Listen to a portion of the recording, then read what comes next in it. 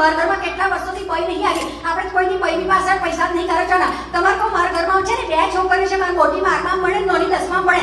જ્યારે અમને કામ આપું તો ગોળીઓ બોળ છે કઈ ચોકડા લઈને પાછા બેસી જાય. મને કશું કરવા નહીં લાગતી, ગોઠ્યો નહીં. તમારા ભાઈને 1000 વખત કહું છું કે નહીં ટોકો કાલે ઉઠીને પૈણી પાર્કે ઘેર જશે તો લોકો બાપને કશું નહીં કહે ને માને પૂછશે, માને ગાવા દેશે કે કશું શીખવાડ્યું નહીં, પણ કશું કોઈ હપતું નહીં. મારી બેન તમે મારી ઘેર આવજો, મને તો બધું કામ જાતે કરવાનું. 5 વાગે ઊભી થઈ જાઓ, 2 વાગે પરવા જાઓ. મને તો ઘરનું કામ કરવાનું શરમ નહીં આવતી. કચરા પોતા કપડા વાસણ બધું જાતે કરવાનું. હું આપણે કામ ઘરનું કામ કરવાનું શું શરમ આવે? તમારા ભાઈને કેટલી બધી વખત કહું છું કે નહીં ટોકો કાલે ઉઠીને પૈણી પાર્કે ઘેર જશે, પણ ટોકતા જ નહીં. એવા રાતના 2 વાગ્યા સુધી ટીવી ચાલુ રાખીને જોયા કરે. અને પેલી માધુરી દીક્ષિત દેખા મેડમ તમે માથું ગલી જોયા કરે છે. આ નૈડ્ય બગડી ના છે, પણ મારું કોઈ કશું હપતું નહીં. મહિને બેન તમને કહું આ પૈસાવાળાની બહીઓ છે ને જાત ની કે છે. બહીઓ રાખે, કચરાવાળી બહી જુદી, પોતાવાળી બહી જુદી, વાસણવાળી બહી જુદી. હું તો તમને કહું મયુરી બેન મને તો આજુબાજુવાળા બધા કામ કરવા લાગવા જવાનું. પેલી હેમિંગ ગોળી ના પાડતી, હસબન્ડનો પાપડી લોટ બાપી કાઢી મને તો એને કોઈ કરવા લાગવા જવાનું. હું કોઈ દિવસ કોઈ નાની પાડતી, મને તો શરમ ના આવે. તમને કહું આ પૈસાવાળાની બહીઓ